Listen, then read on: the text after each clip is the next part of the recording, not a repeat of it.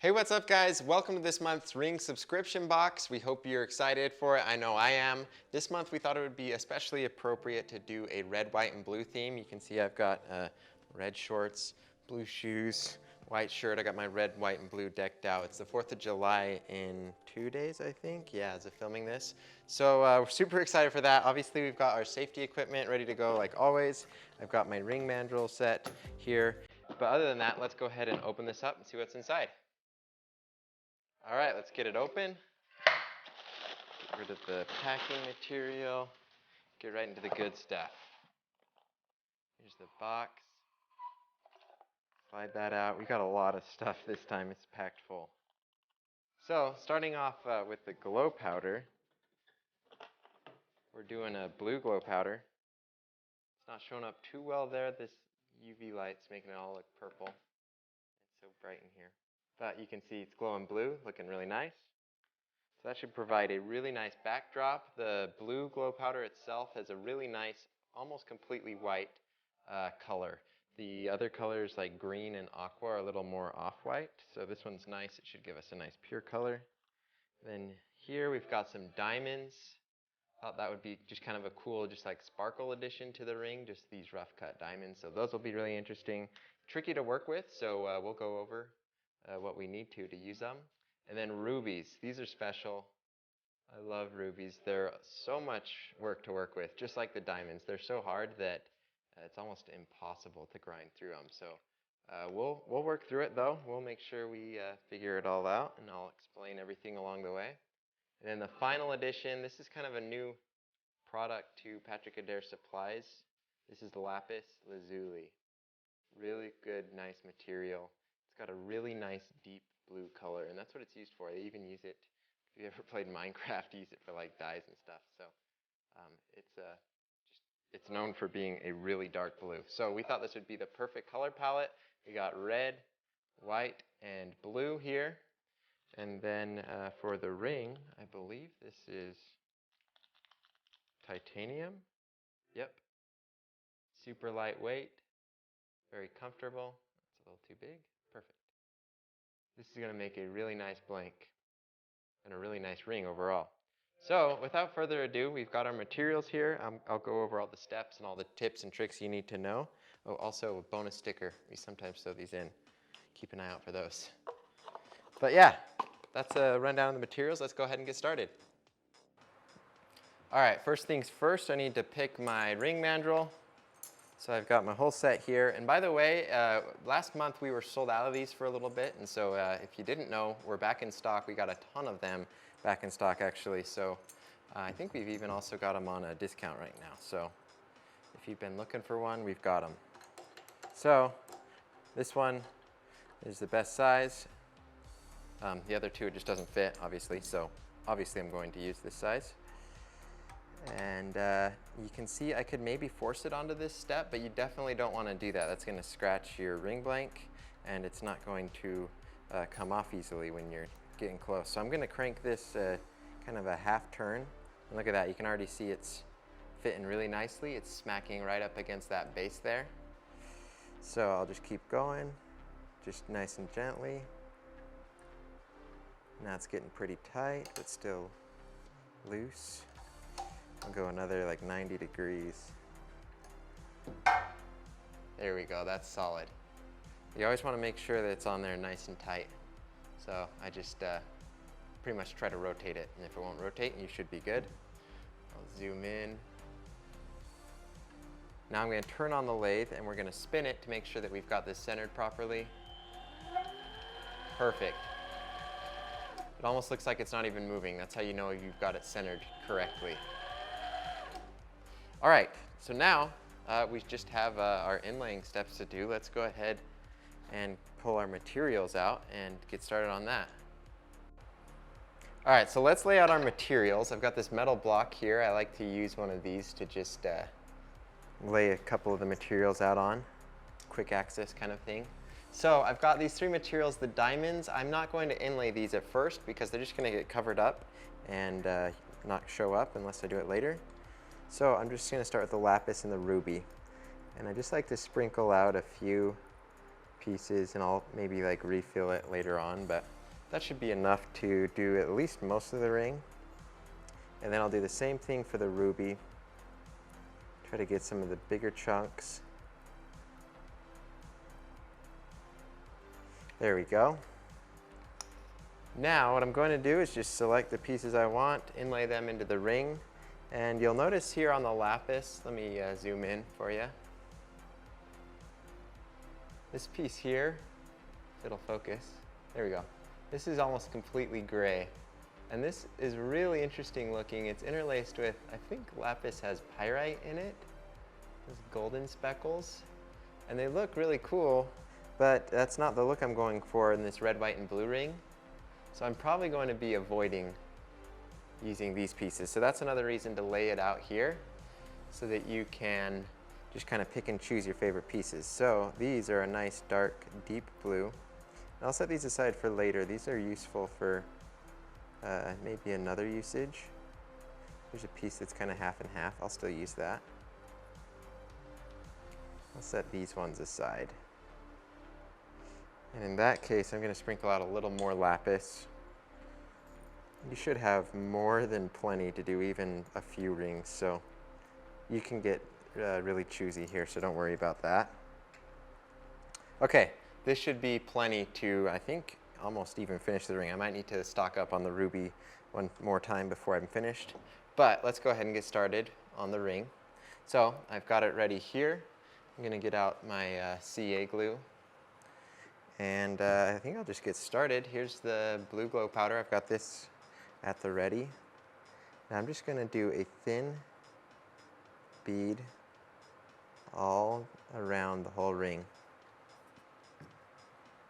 And now I got to work quickly because I don't want this to harden and not accept the pieces. This piece here is a little too big. It's going to run the risk of falling out of the ring later on, making a less durable ring. So I need to do something about it. I can prop it up like that, rest it against the edge there. Yeah, that should be better. The issue is it might fall out now because it's so big as I rotate it. I'm just going to go through, and I try to keep my spacing as random as I can. I don't like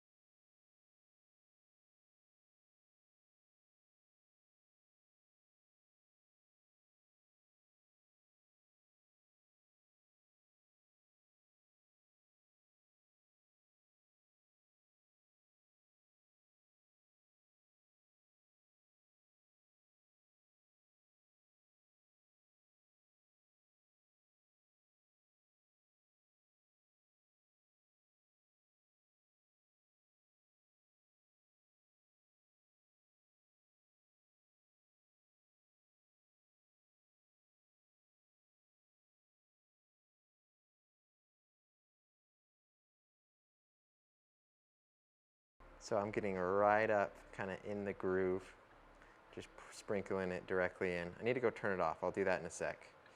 But while the glue's still wet enough, I'm going to put this in. And I just blew out all the extra glow powder.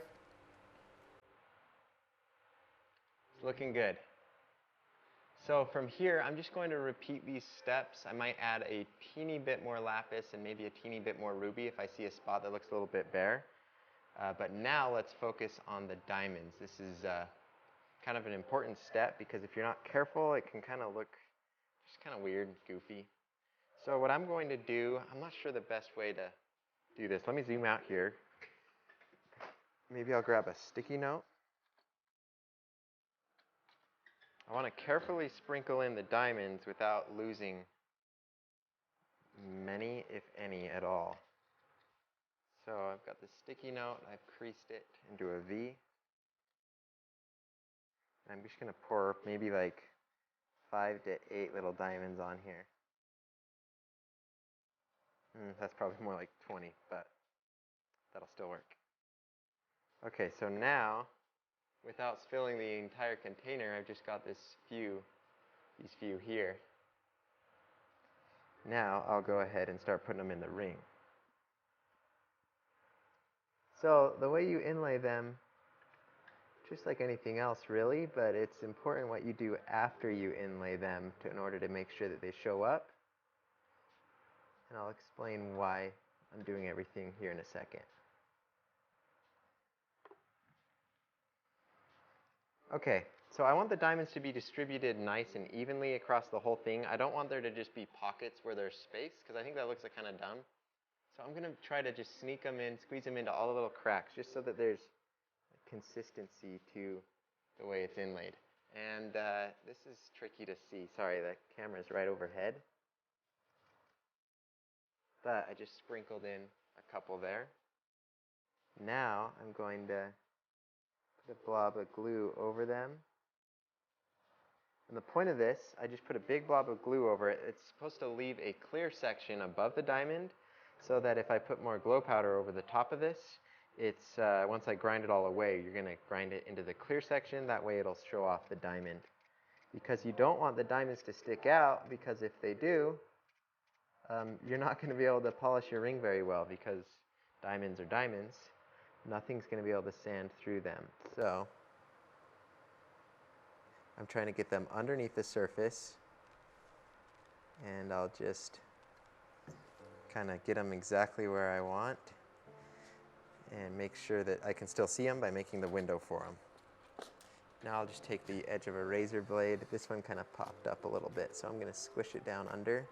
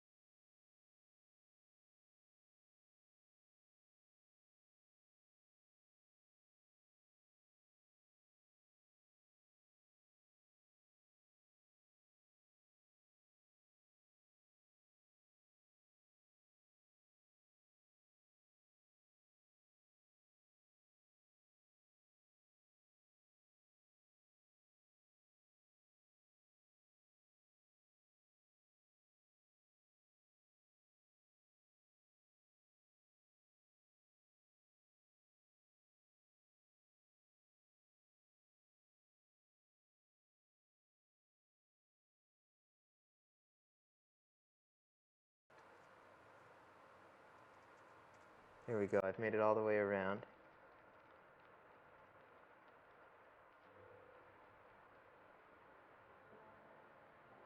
Nice, I had a couple left over, so I just dumped it back in the jar.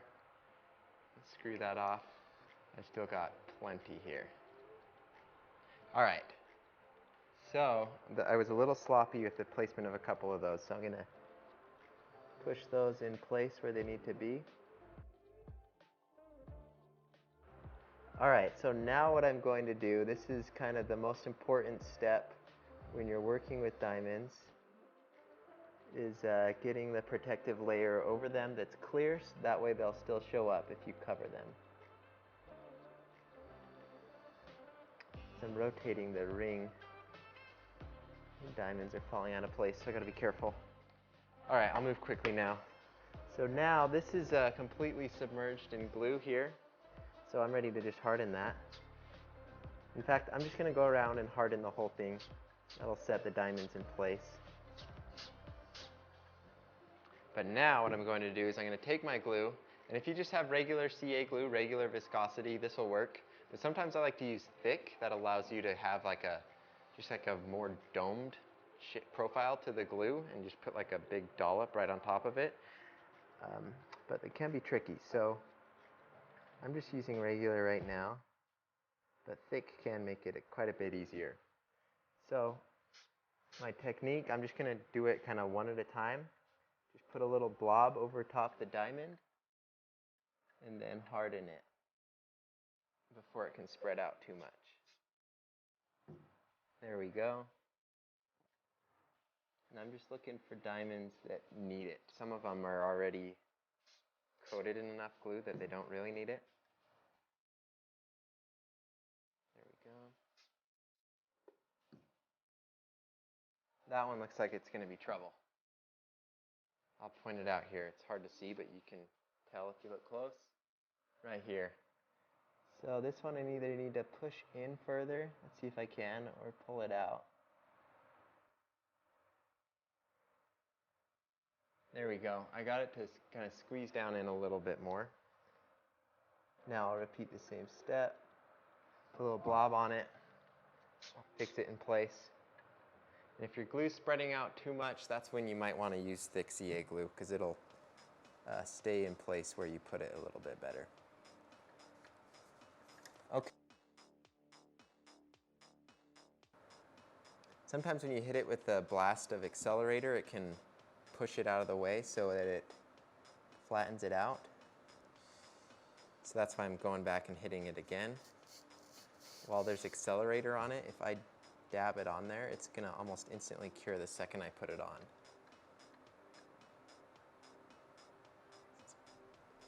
Okay, there we go. I've got the whole thing protected, and there are going to be some diamonds that aren't coated.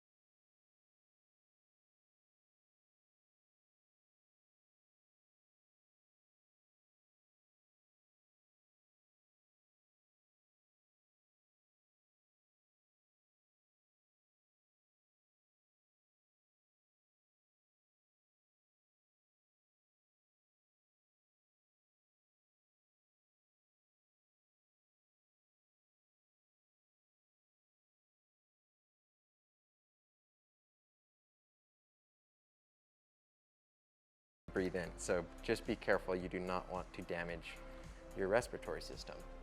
So now I just need to grind this down. Like I alluded to earlier, the ruby on this is probably going to be a pain. It's really hard. And so what I'm just going to do is I'm going to make sure to keep everything cool. I'm going to make sure to replace my Dremel bit as often as is necessary every time it wears down. And it's going to wear down quick, believe me. Between the ruby and maybe some misplaced diamonds, this is going to just shred through it. So I've already got plenty of spares lined up. And I'll show you, I won't talk about it now, but if I need to, I'll pull out this diamond bit.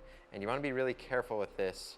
I can use this to more effectively grind down the ruby, but it's at the cost of you can really damage your ring blank here. And that's why we chose not to do tungsten or another material like ceramic for this ring, because those, if you hit it with a diamond tool and put scratches in it, you can't really get those out, but titanium you can. It's soft enough that we can use sandpaper to fix it up. And so that's why we chose to do that for this time. If you need to, feel free to pull out some diamond stuff, but just be really careful. Take your time and do not overheat anything. The biggest mistake you can make is if you spin this really fast and you hold it on a ruby for too long, it's going to heat up the ruby, and then it's going to heat up the surrounding adhesive holding it in place, and then you're not going to have a secure fit because it's going to ruin the bond that it has. So you're going to have pieces falling out. It's a bad time. So just my rule of thumb is be very careful in your sanding. Make sure to always replace your sandpaper when you need to, and then just do not overheat the dang thing, okay? Just keep it cool. I've got some water here. I'll be spraying it down whenever I need to. Just like that. That'll keep it cool. That keeps the dust down. It's a really good way to just make the whole process a lot better. So I'm going to go ahead and start grinding it down, and that should cover anything. If you guys have any questions, let us know. You can email us. You can join our Facebook group. We're always super active on there, and we've got a whole community going on there. By the way, I guess I should just plug that. If you have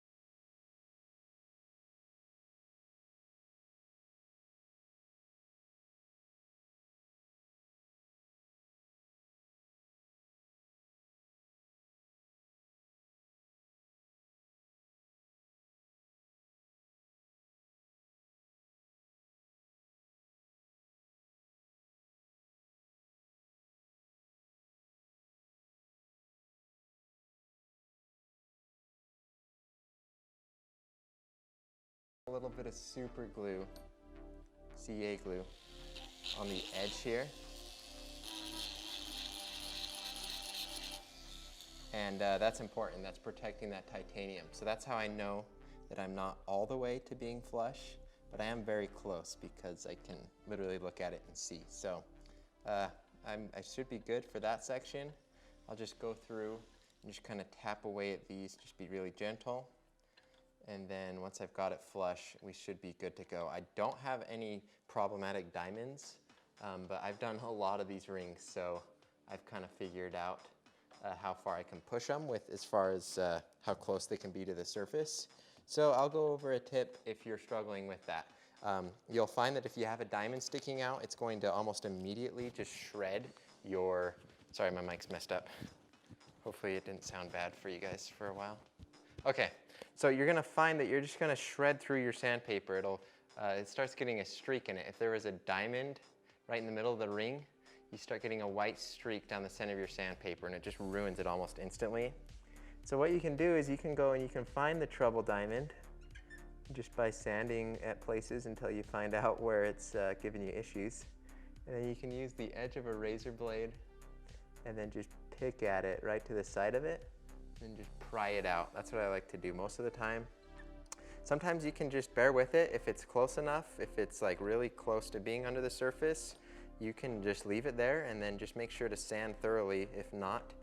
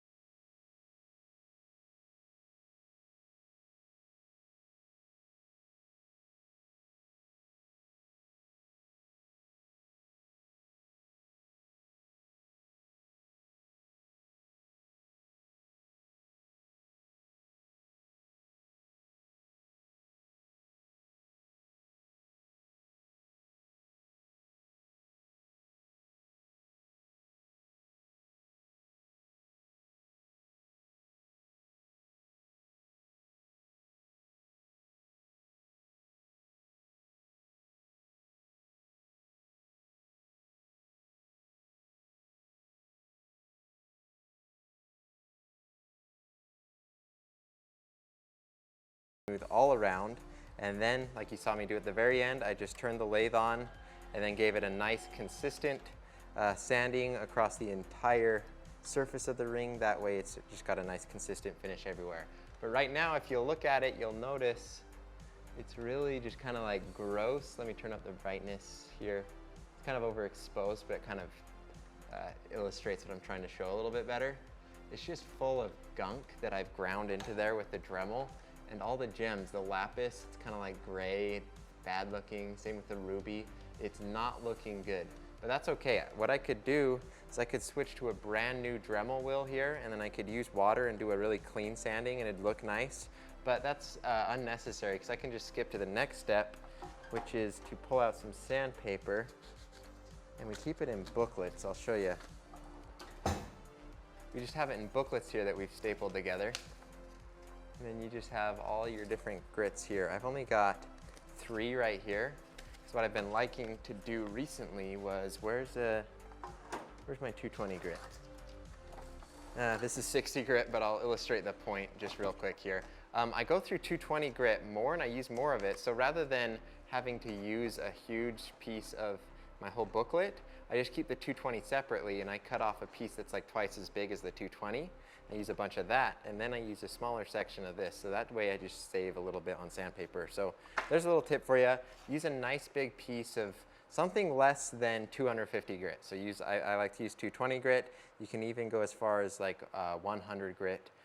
It's a little bit coarse, so I'd recommend you follow it up with 220 grit, even if you do that.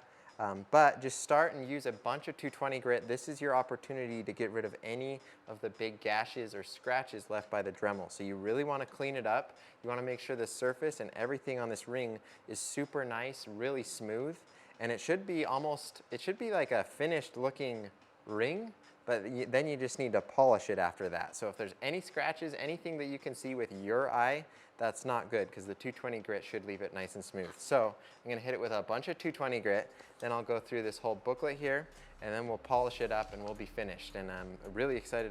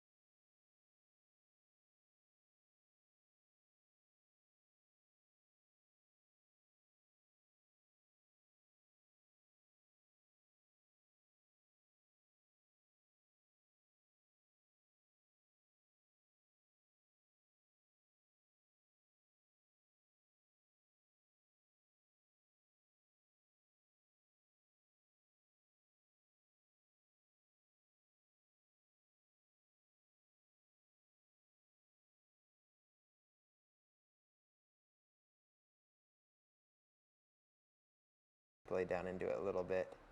I could go patch that and go through that whole process. I just fill this in with a touch of super thin super glue, the CA adhesive. So I just take this, dollop it in there. But then I'd have to go through the finishing processes again, and I don't want to waste your time with that. So that's a mistake there. That's how you can fix it, is just fill in that void. We would always fill in a void on a customer's ring. But no, that looks pretty good other than that. There's that void here, and then another small one right here. You know what, I'm gonna go ahead and I'll just fill those in. I'll quickly sand it up, polish it up, and I'll check back in with you once I'm done with the process. All right, guys, the ring is finished. Let's check it out. There it is. I'm in love with this design. It looks great. What's really hard and tricky is, you know, the colors on the rings. It's not just like a pack of crayons where you can pick whatever color you want. We're working with real natural materials, so there's kind of a limited selection, and if you're trying to get a certain look, a certain color palette. But I think we just really nailed it. The blue is bright and vibrant. The ruby is just that classic ruby red. It looks great. And then the blue glow powder, it's a really almost pure white color. So I'm really a fan of that. You can see we got a diamond right there showing off nicely. We have them all over the place. The diamonds are looking good. I'm just seriously blown away by how nicely this turned out. And then the titanium itself, the polish on there is great. I love this new stuff we're using. It's almost a mirror finish. And then the bevels, I was able to keep those nice and crisp, nice and sharp. If you're having issues with titanium with getting rounded edges, just be really careful to sand perpendicular to it. Don't ever sand at an angle, because that's going to round over your edges, obviously. But yeah, here's the ring, guys. I'm going to throw up a ton of photos that you guys can check out, see it in the dark and all of that. But this is amazing. I'm really glad that we did this. I'm just kind of blown away. And it's a nice theme. There's a lot of countries that have a red, white, and blue theme to their flag, their country colors. So even if you're not in America, it might apply to you. And you can just wear red, white, and blue whenever you want. There's no rules. There we go. It's really nice. And I'm super macroed in right now, so obviously any flaws or imperfections are going to show up 10 times more noticeable than normal. But if you're at a more sensible viewing distance, more like this, it looks flawless. So this is great. It turned out great. I'm trying to nitpick here if there's something I could have done better next time. See, there's a little dark spot right there. Those, it's usually when you're working with diamonds that those find their way. It's just whenever any gunk, polish, or just grime from sanding gets in there, it stays behind. So you can fix that, patch it. You can dig it out with a razor blade, patch it, fill it back in. But it's just part of the aesthetic, you know. It's a natural looking ring. It's not meant to be completely perfect. You can kind of see some streaks on the ring. That's just typical with sanding on a lathe, because it's just spinning one direction. If you want to go back and forth with your sandpaper, you can, but I tend to not. I don't worry about it. Like I was saying earlier, it shows up in macro, but in real life, you're not ever really going to notice that. So we've got a nice finish. It looks great. Overall, I'd give this ring an A+. I like it a lot. But anyways, guys, that is it for this month's video. I hope you guys really enjoyed it. If you have any feedback for us, let us know. If there's any spots that we sped up too fast, that you would like to have seen more detail, let us know that. And if there's spots that were boring, you know, I tend to just start ranting because I'm trying to make these as informative as possible. And so I feel like too much information is better than not enough information. But let me know. I'm not going to take it personally. I'm not going to be offended. I want to make these videos for you guys. I want them to be good for you guys to watch. So let me know if you've got any feedback for me there. Oh, and just real quickly, I noticed how nice the depth on the ruby looks. You always get this with transparent materials. It just kind of shines the light better. It looks different from different angles. A nice deep red, a brighter color. It gives it some depth, makes it look cool.